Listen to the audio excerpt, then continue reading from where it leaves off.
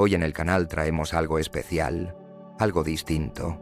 No es una novela de aventuras, ni un libro de enseñanzas. Es el diario de un aprendizaje. Un estudiante de antropología se cruza con un viejo sabio, Don Juan, y a partir de ese encuentro se abre una puerta a lo que él llama realidad no ordinaria, experiencias límite, disciplina absoluta y un método para transformar la percepción. A comienzos de los años 60, este joven viaja al desierto del suroeste en busca de plantas medicinales. Casi por casualidad, conoce a un anciano yaqui al que muchos consideran un brujo, Don Juan. Lo que parecía una simple entrevista científica termina convirtiéndose en un aprendizaje inesperado, un camino que le obliga a cuestionar todo lo que creía sobre la realidad, la percepción y el conocimiento. Esta obra no te pide que creas ni que compartas sus conclusiones. Te invita a mirar desde otro ángulo. Habla de disciplina, de otra forma de aprender, de lo que significa saber y poder, y lo hace a través de diálogos vivos, experiencias contadas en primera persona y reflexiones que aún hoy siguen generando debate. Te propongo que lo escuches con la mente abierta, sin juzgar demasiado pronto. Tal vez descubras una historia sobre la búsqueda de sentido, o quizá un viaje interior que te hará nuevas preguntas. Las enseñanzas de Don Juan, una forma yaqui de conocimiento, de Carlos Castaneda. Introducción. Durante el verano de 1960, siendo estudiante de antropología en la Universidad de California, Los Ángeles, hice varios viajes al suroeste para recabar información sobre las plantas medicinales usadas por los indios de la zona. Los hechos que aquí describo empezaron durante uno de mis viajes. Esperaba yo un autobús Greyhound en un pueblo fronterizo, platicando con un amigo que había sido mi guía y ayudante en la investigación. De pronto se inclinó hacia mí y dijo que el hombre sentado junto a la ventana, un indio viejo de cabello blanco, sabía mucho de plantas, del peyote sobre todo. Pedí a mi amigo presentarme a ese hombre. Mi amigo lo saludó. Luego se acercó a darle la mano. Después de que ambos hablaron un rato, mi amigo me hizo seña de unírmeles, pero inmediatamente me dejó solo con el viejo, sin molestarse siquiera en presentarnos. Él no se sintió incomodado en lo más mínimo. Le dije mi nombre y él respondió que se llamaba Juan y que estaba a mis órdenes. Me hablaba de usted. Nos dimos la mano por iniciativa mía y luego permanecimos un tiempo callados. No era un silencio tenso, sino una quietud natural y relajada por ambas partes. Aunque las arrugas de su rostro moreno y de su cuello revelaban su edad, me fijé en que su cuerpo era ágil y musculoso. Le dije que me interesaba obtener informes sobre plantas medicinales. Aunque de hecho mi ignorancia con respecto al peyote era casi total, me descubrí fingiendo saber mucho, e incluso insinuando que tal vez le conviniera platicar conmigo. Mientras yo parloteaba así, él asentía despacio y me miraba, pero sin decir nada. Esquivé sus ojos y terminamos por quedar los dos en silencio absoluto. Finalmente, tras lo que pareció un tiempo muy largo, Don Juan se levantó y miró por la ventana. Su autobús había llegado. Dijo adiós y salió de la terminal. Me molestaba haberle dicho tonterías y que esos ojos notables hubieran visto mi juego. Al volver, mi amigo trató de consolarme por no haber logrado algo de Don Juan. Explicó que el viejo era a menudo callado o evasivo, pero el efecto inquietante de ese primer encuentro no se disipó con facilidad. Me propuse averiguar dónde vivía Don Juan y más tarde lo visité varias veces. En cada visita intenté llevarlo a hablar del peyote, pero sin éxito. No obstante, nos hicimos muy buenos amigos y mi investigación científica fue relegada, o al menos reencaminada por cauces que se hallaban mundos aparte de mi intención original. El amigo que me presentó a Don Juan explicó más tarde que el viejo no era originario de Arizona, donde nos conocimos, sino un indio yaqui de Sonora. Al principio vi a don Juan simplemente como un hombre algo peculiar que sabía mucho sobre el peyote y que hablaba el español notablemente bien. Pero la gente con quien vivía lo consideraba dueño de algún saber secreto, lo creía brujo. Como se sabe, la palabra denota esencialmente a una persona que posee poderes extraordinarios, por lo general malignos. Después de todo un año de conocernos, don Juan fue franco conmigo. Un día me explicó que poseía ciertos conocimientos recibidos de un maestro, un benefactor como él lo llamaba, que lo había dirigido en una especie de aprendizaje. Don Juan, a su vez, me había escogido como aprendiz, pero me advirtió que yo debería comprometerme a fondo y que el proceso era largo y arduo. Al describir a su maestro, don Juan usó la palabra diablero. Más tarde supe que ese es un término usado solo por los indios de Sonora. Denota a una persona malvada que practica la magia negra y puede transformarse en animal, en pájaro, perro, coyote o cualquier otra criatura. En una de mis visitas a Sonora, tuve una experiencia peculiar que ilustraba el sentir de los indios hacia los diableros. Iba yo conduciendo un auto de noche, en compañía de dos amigos indios, cuando vi a un animal, al parecer un perro, cruzar la carretera. Uno de mis compañeros dijo que no era un perro, sino un coyote enorme. Disminuí la velocidad y me acerqué a la cuneta para verlo bien. Permaneció unos cuantos segundos más al alcance de los faros y luego corrió a adentrarse en el chaparral. Era sin duda un coyote, pero del doble del tamaño ordinario. Hablando excitadamente, mis amigos convinieron en que era un animal muy fuera de lo común, y uno de ellos indicó que podía tratarse de un diablero. Decidí relatar aquella experiencia para interrogar a los indios de aquella zona sobre sus creencias en cuanto a la existencia de los diableros. Hablé con muchas personas, contando la anécdota y haciendo preguntas. Las 3 conversaciones siguientes indican sus creencias al respecto. ¿Crees que era un coyote, Choi?, pregunté a un joven después de que oyó la historia. ¿Quién sabe? Un perro, de seguro, demasiado grande para coyote. ¿Crees que pudo ser un diablero? Esos son puros cuentos. Esas cosas no existen. ¿Por qué dices eso, Choi? La gente se imagina cosas. Te apuesto a que si hubieran cogido al animal, habrían visto que era un perro. Una vez tenía yo que hacer un trabajo en otro pueblo, y me levanté antes del amanecer y ensillé un caballo. De ida, me encontré en el camino con una sombra oscura que parecía un animal enorme. Mi caballo se encabritó y me tiró de la silla. Yo también casi me muero del susto, pero resultó que la sombra era una mujer que iba caminando al pueblo. O sea, Choi, ¿que no crees que existan los diableros? ¿Diableros? ¿Qué es un diablero? Dime qué es un diablero. No sé. Choi. Manuel iba conmigo esa noche y dijo que el coyote podría haber sido un diablero. ¿Tú no puedes decirme qué es un diablero? Diz que un diablero es un brujo que cambia de forma y toma la que quiere.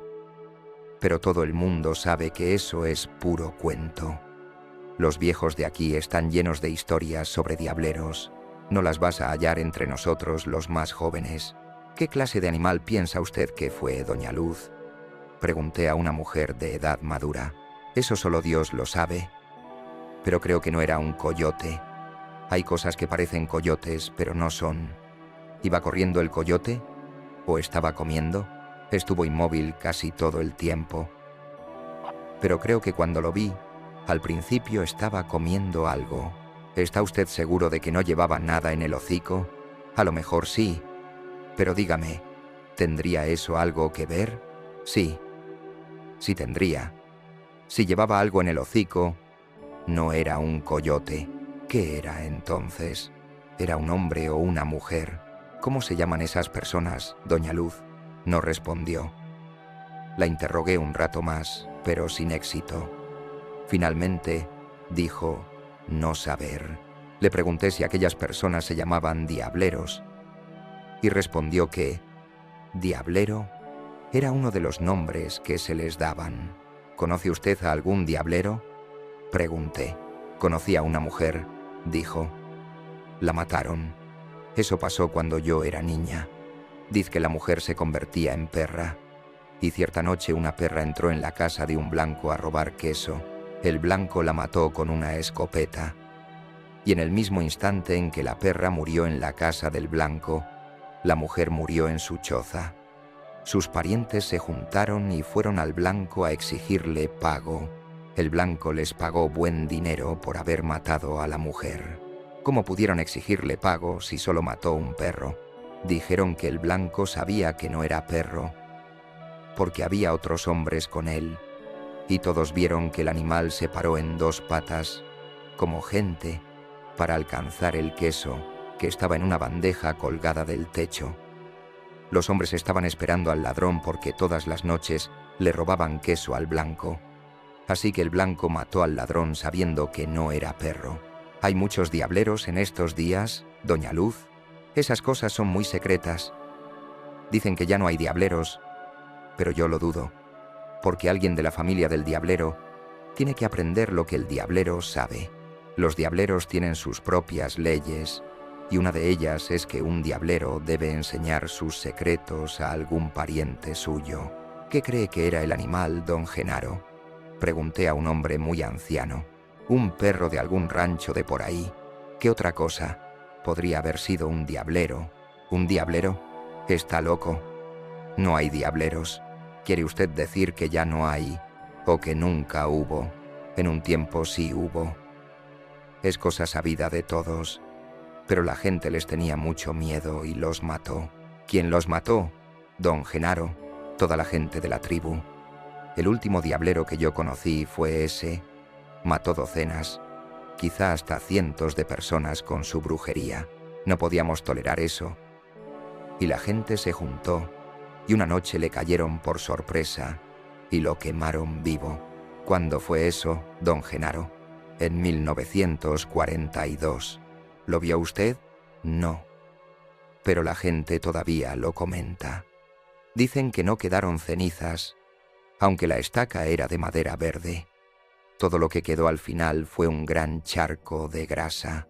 Aunque don Juan tildaba de diablero a su benefactor, nunca mencionó el sitio donde había adquirido su saber, ni identificó a su maestro. De hecho, don Juan revelaba muy poco de su vida personal. Solo decía que nació en el suroeste en 1891, que había pasado casi toda su vida en México, que en 1900 su familia fue exiliada por el gobierno a la parte central del país, junto con miles de otros indios sonorenses, y que él vivió en el centro y el sur de México hasta 1940. Así, como don Juan había viajado mucho, su conocimiento podía ser producto de múltiples influencias, y aunque se consideraba indio de Sonora, yo no podía tener certeza para catalogar totalmente su saber en la cultura de los indios sonorenses, pero no es mi intención determinar aquí su medio cultural preciso. En junio de 1961 inicié mi aprendizaje con don Juan. Anteriormente, lo había visto en diversas ocasiones, pero siempre en calidad de observador antropológico. Durante esas primeras conversaciones, yo tomaba notas en forma encubierta. Luego, confiando en mi memoria, reconstruía toda la conversación. Pero cuando empecé a participar como aprendiz, tal método de tomar notas se dificultó mucho, pues nuestras conversaciones se referían a muchos temas diferentes. Entonces don Juan me permitió, aunque tras de vigorosa protesta, anotar abiertamente cuanto se dijera. También me habría gustado tomar fotos y hacer grabaciones, pero no quiso permitírmelo. Serví como aprendiz primero en Arizona y después en Sonora, porque don Juan se mudó a México durante el curso de mi preparación. El procedimiento que seguí fue verlo durante unos cuantos días cada determinado tiempo. Mis visitas se hicieron más frecuentes y más largas durante los meses de verano de 1961, 1962, 1963 y 1964. En retrospectiva, pienso que este método de conducir el aprendizaje impidió que la enseñanza fuera completa, porque retrasó la venida del compromiso pleno indispensable para convertirme en brujo. Sin embargo, el método fue benéfico desde mi punto de vista personal, porque me dio un poco de distancia y eso fomentó a su vez un sentido de examen crítico que habría sido imposible de lograr si yo hubiera participado continuamente, sin interrupción. En septiembre de 1965 interrumpí voluntariamente el aprendizaje. Varios meses después de mi retirada, medité por primera vez en la idea de ordenar sistemáticamente mis notas de campo. Como los datos que había reunido eran bastante voluminosos e incluían mucha información miscelánea, empecé por tratar de establecer un sistema de clasificación. Dividí los datos en grupos de conceptos y procedimientos interrelacionados y dispuse tales grupos en orden jerárquico, de importancia subjetiva, es decir, de acuerdo con el efecto que cada uno había tenido sobre mí. En esa forma llegué a la siguiente clasificación: usos de plantas alucinógenas, procedimientos y fórmulas empleados en la brujería, adquisición y manipulación de objetos de poder, usos de plantas medicinales, canciones y leyendas. Reflexionando sobre los fenómenos experimentados, advertí que mi intento de clasificación no había producido sino un inventario de categorías. Cualquier intento de refinar mi plan no daría, por tanto, sino un inventario más complejo. Eso no era lo que yo deseaba. Durante los meses siguientes a mi abandono del aprendizaje, necesité comprender lo que había experimentado, y lo que había experimentado era la enseñanza de un sistema coherente de creencias por medio de un método pragmático y experimental. Desde la primera sesión en que participé, se me había hecho manifiesto que las enseñanzas de Don Juan poseían cohesión interna. Una vez decidido definitivamente a comunicarme su saber, procedió a hacer sus explicaciones por pasos ordenados. Descubrir ese orden y comprenderlo resultó para mí una tarea en extremo difícil. Mi incapacidad de lograr una comprensión parece haber nacido del hecho de que, tras 4 años como aprendiz, seguía siendo un principiante. Resultaba claro que el conocimiento de Don Juan y su método de transmitirlo eran los de su benefactor. Así, mis dificultades para comprender sus enseñanzas debieron de ser análogas a las que él mismo experimentó. Don Juan aludía a nuestra similitud como principiantes en comentarios incidentales sobre la incapacidad de comprender a su maestro durante su propio aprendizaje. Tales observaciones me llevaron a creer que para cualquier principiante, indio o no, el conocimiento de la brujería se hacía incomprensible por las características extranjeras de los fenómenos que el aprendiz experimentaba. Personalmente, como occidental, dichas características me resultaron tan ajenas que me fue prácticamente imposible explicarlas según mi propia vida cotidiana, y me vi forzado a concluir que sería inútil cualquier intento de clasificar mis datos de campo en mis propios términos. Así se hizo obvio que el saber de Don Juan debía ser examinado como él mismo lo comprendía. Solo en esos términos podría manifestarse en forma convincente. Sin embargo, al tratar de reconciliar mis puntos de vista con los de Don Juan, advertí que, cuando trataba de explicarme su saber, usaba siempre conceptos que lo hicieran inteligible. Como esos conceptos eran ajenos a mí, tratar de comprender los conocimientos de Don Juan, como él los comprendía, me colocaba en otra posición insostenible. Por tanto, mi primera tarea era determinar el orden de conceptualización empleado por Don Juan. Trabajando en ese sentido, vi que él mismo había hecho hincapié particular en cierto terreno de sus enseñanzas, específicamente los usos de plantas alucinógenas. Sobre la base de este descubrimiento, revisé mi propio esquema de categorías. Don Juan usó, por separado y en distintas ocasiones, 3 plantas alucinógenas: peyote, lophophora williamsi, toloache, datura inoxia, sin, D, meteloicles y un hongo, posiblemente Psilocybe mexicana. Desde antes de su contacto con europeos, los indios americanos conocían las propiedades alucinógenas de estas 3 plantas. A causa de sus propiedades, han sido muy usadas por placer, para curar, en la brujería y para alcanzar un estado de éxtasis. En el contexto específico de sus enseñanzas, Don Juan relacionaba el uso de la datura inoxia y la Psilocybe mexicana con la adquisición de poder, un poder que él llamaba un aliado. Relacionaba el uso de la Lophophora williamsi con la adquisición de sabiduría o conocimiento de la buena manera de vivir. La importancia de las plantas consistía, para Don Juan, en su capacidad de producir etapas de percepción peculiar en un ser humano. Así, me guió al experimentar una serie de tales etapas con el propósito de exponer y validar su conocimiento. Las he llamado estados de realidad no ordinaria, en el sentido de realidad inusitada contrapuesta a la realidad ordinaria de la vida cotidiana. La distinción se basa en el significado inherente a los estados de realidad no ordinaria. En el contexto del saber de Don Juan, se consideraban reales, aunque su realidad se diferenciaba de la realidad ordinaria. Don Juan consideraba los estados de realidad no ordinaria como única forma de aprendizaje pragmático y único medio de adquirir el poder. Daba la impresión de que otras partes de sus enseñanzas eran incidentales a la adquisición de poder.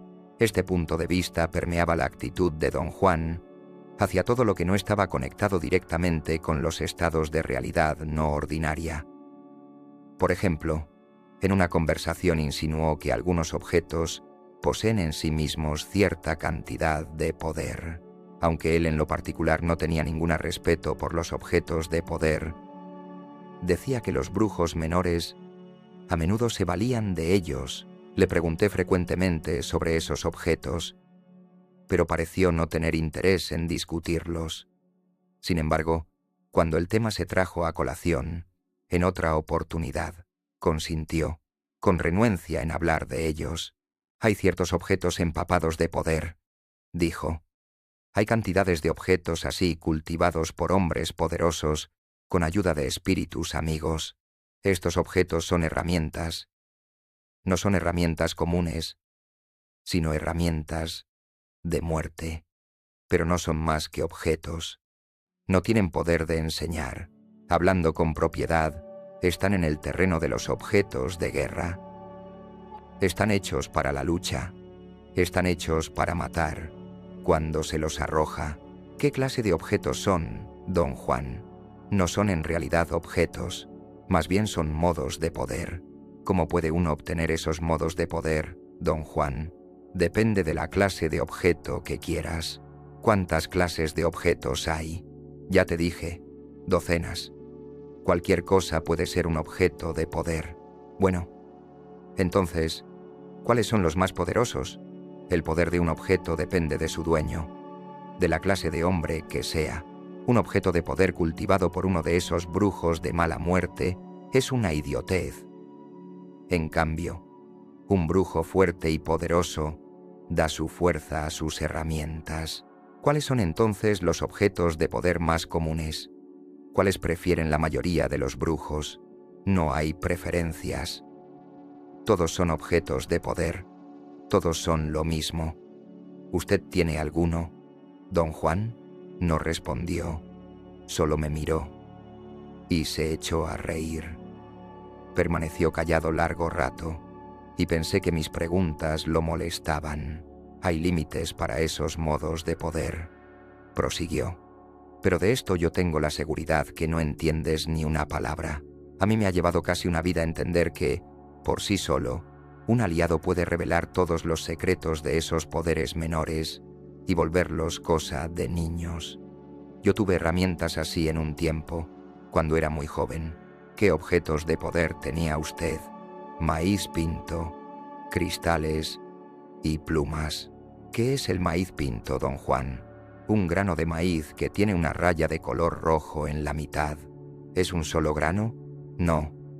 Un brujo tiene 48. ¿Qué hacen esos granos de maíz, don Juan? Cada uno puede matar a un hombre entrando en su cuerpo. ¿Y cómo entra en el cuerpo? Es un objeto de poder, y su poder consiste, entre otras cosas, en entrar en el cuerpo. ¿Y qué hace cuando entra? Se hunde.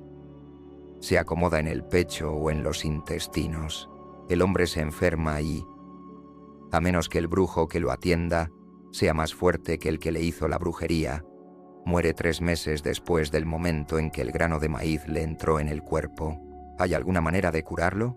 El único modo es sacándole el maicito, pero muy pocos brujos se atreven a hacerlo. Puede que un brujo logre chuparlo, pero si no es lo bastante fuerte para rechazarlo, el maíz se le mete en el propio cuerpo y lo mata en lugar del otro. Pero ¿cómo logra un grano de maíz entrar en el cuerpo de alguien? Para explicar eso, debo hablarte de la brujería del maíz pinto, que es una de las brujerías más poderosas que conozco. La brujería se hace con 2 maicitos. A uno se lo esconde en el botón fresco de una flor amarilla. Luego, a la flor se la deja en algún lugar donde pueda quedar en contacto con la víctima, en el camino por donde él pase a diario o en cualquier parte donde acostumbre llegar. Apenas la víctima pisa la flor o la toca de cualquier manera, la brujería está hecha. El maicito pinto se hunde en su cuerpo. ¿Qué pasa con el grano de maíz después de que el hombre lo toca? Todo su poder entra en el hombre y el grano queda libre. Se convierte en un maíz cualquiera. Puede dejarse en el sitio de la brujería o puede barrerse. No importa. Es mejor barrerlo y echarlo al matorral para que algún pájaro se lo coma. ¿Puede comérselo un pájaro antes de que el hombre lo toque? No. Ningún pájaro es tan estúpido, te lo aseguro. Los pájaros no se le acercan. Don Juan describió entonces un procedimiento muy complejo, por medio del cual pueden obtenerse tales maíces de poder. Debes tener en cuenta que el maíz pinto es un simple instrumento, no un aliado. Dijo, cuando hayas hecho esa distinción no tendrás problema. Pero si consideras que esas herramientas son supremas, serás un tonto. ¿Son los objetos de poder tan poderosos como un aliado? Pregunté. Don Juan rió desdeñoso antes de contestar. Parecía estar esforzándose por tenerme paciencia. El maíz pinto, los cristales y las plumas son simples juguetes en comparación con un aliado, dijo. Un hombre necesita objetos de poder solo cuando no tiene un aliado. Buscarlos es perder el tiempo, sobre todo para ti. Tú deberías tratar de ganarte un aliado. Cuando lo logres comprenderás lo que te estoy diciendo ahora. Los objetos de poder son como juego de niños. No me entienda mal, don Juan, protesté. Por supuesto que quiero tener un aliado, pero también quiero saber todo lo que pueda acerca de los objetos de poder. Usted mismo ha dicho que saber es poder. No, dijo categórico. El poder depende de la clase de saber que se tenga. ¿De qué sirve saber cosas que no valen la pena? En el sistema de creencias de don Juan, la adquisición de un aliado significaba exclusivamente la explotación de los estados de realidad no ordinaria que produjo en mí usando plantas alucinógenas. Creía que enfocando dichos estados y omitiendo otros aspectos del saber que él impartía, yo llegaría a una visión coherente de los fenómenos experimentados. Por tanto, he dividido este libro en 2 partes. En la primera, presento selecciones de mis notas de campo relativas a los estados de realidad no ordinaria que atravesé durante el aprendizaje. Como he ordenado mis notas de acuerdo con la continuidad del relato, no siempre tienen una secuencia cronológica exacta. Nunca describí por escrito un estado de realidad no ordinaria hasta varios días después de haberlo experimentado, cuando ya podía tratarlo con calma y objetividad. En cambio, mis conversaciones con don Juan fueron anotadas conforme ocurrían, inmediatamente después de cada estado de realidad no ordinaria. Por ello, mis informes de estas conversaciones tienen a veces fecha anterior a la descripción completa de una experiencia. Mis notas de campo revelan la versión subjetiva de lo que yo percibía al atravesar la experiencia. Esa versión se presenta aquí tal como la narraba a don Juan, quien exigía una reminiscencia completa y fiel de cada detalle y un recuento en pleno de cada experiencia. Al anotar dichas experiencias, añadí detalles incidentales en un intento por recuperar el ámbito total de cada estado de realidad no ordinaria. Quería describir en la forma más completa posible el efecto emotivo que había experimentado. Mis notas de campo manifiestan asimismo el contenido del sistema de creencias de don Juan. He condensado largas páginas de preguntas y respuestas entre don Juan y yo, con el fin de no reproducir la repetitividad propia de toda conversación, pero como también quiero reflejar con exactitud el tono general de nuestras conversaciones, he quitado únicamente el diálogo que no aportó nada a mi comprensión de los conocimientos que don Juan me impartía. La información que él me daba era siempre esporádica, y por cada arranque de parte suya había horas de sondeo por la mía. Sin embargo, en muchas ocasiones expuso libremente sus conocimientos. En la segunda parte de este libro, presento un análisis estructural sacado exclusivamente de los datos ofrecidos en la primera parte. A través de mi análisis intento cimentar los siguientes argumentos. 1. Don Juan presentaba sus enseñanzas como un sistema de pensamiento lógico. 2. El sistema solo tenía sentido examinado a la luz de sus propias unidades estructurales. Y 3. El sistema estaba planeado para guiar al aprendiz a un nivel de conceptualización que explicaba el orden de los fenómenos que había experimentado el mismo aprendiz. Fin del capítulo. Hasta aquí llega la introducción de Las enseñanzas de don Juan. Hemos abierto la puerta a un viaje que apenas empieza, y lo que viene en los siguientes capítulos no solo profundiza en esa relación entre maestro y aprendiz, sino que también desafía la forma en que entendemos el mundo que nos rodea. Si esta primera parte ha despertado tu curiosidad, acompáñanos en el resto del libro.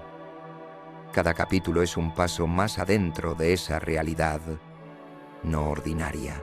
Gracias por escuchar y por formar parte de este espacio donde damos voz a historias que nos invitan a pensar y a sentir diferente. Tu apoyo suscribiéndote, compartiendo este episodio y dejando un me gusta es lo que nos permite seguir trayendo libros y experiencias que merecen ser escuchados. Nos encontramos en el próximo capítulo, donde el verdadero aprendizaje comienza. Arsayan Nayasra.